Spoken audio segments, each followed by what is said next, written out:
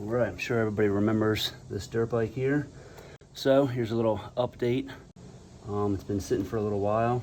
Fired it up the other day and noticed that the fuel line was really hard and leaking.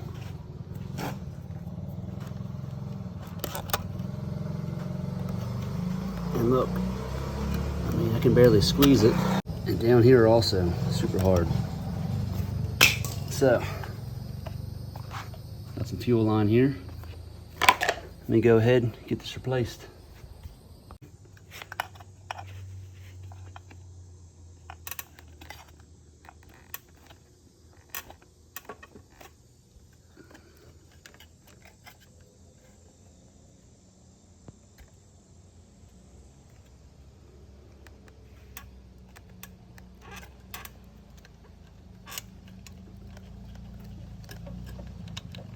Cool. Let me put some fuel in there, see how this works. Okay, well, it's back operational, but just so you guys can get a sense of this, this is the inside of the lower guy, right? Let me see if I can do this.